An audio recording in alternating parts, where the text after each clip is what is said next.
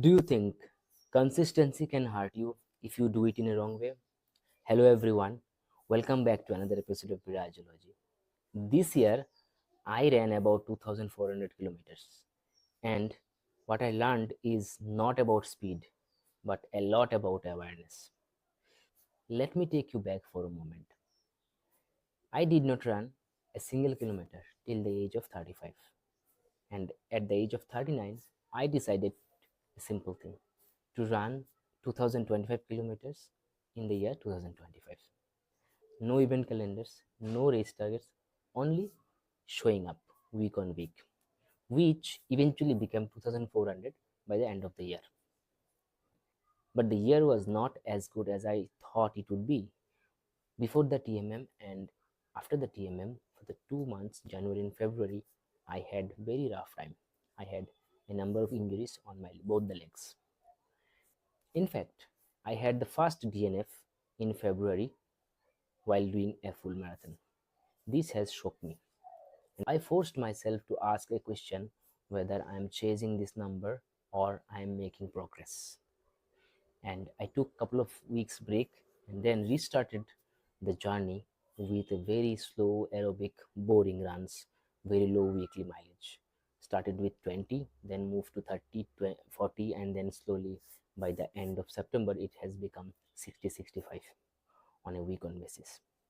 So to give you a context, I ran about 1300 kilometers in the year 2024.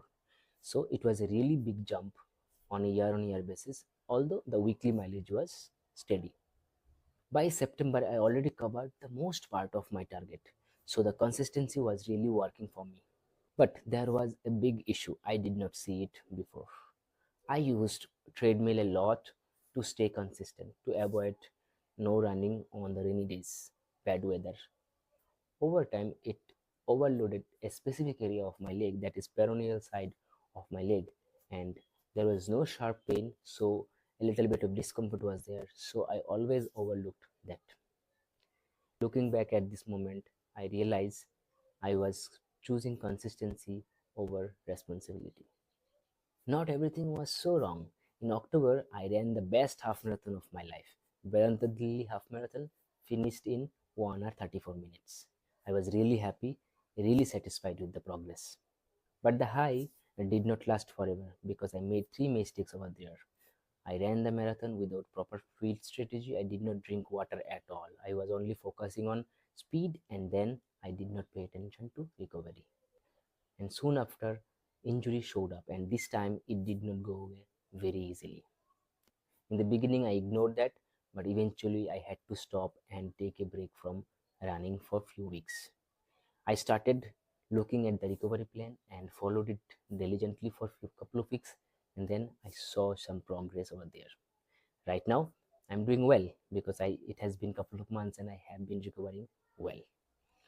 Looking back, my mistakes are very clear to me. I was only thinking about weekly mileage and consistency. I did not keep any easy week in between. I did not pay attention to recovery. I avoided tiny niggles.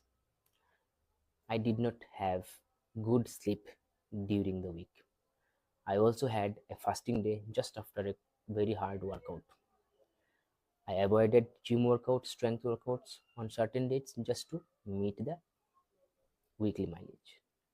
And during the run, I had bad fluid strategy, and also after the run, I did not pay attention to recovery. And the final one is using a lot of treadmill runs to just meet the overall weekly target. But none of this failed me immediately. They failed me slowly. So what changes from here? This year, I want to run 10% more than what I have done last year. That is around 2600 kilometers. But most importantly, with very less mistakes and not repeating the last mistakes, and also doing a better recovery, making legs stronger, and fueling properly, working out smartly, having a good structure. Not perfect, but just better than last year. To sum up all the things that I have said, I think I used consistency to stay disciplined, but I was not always responsible.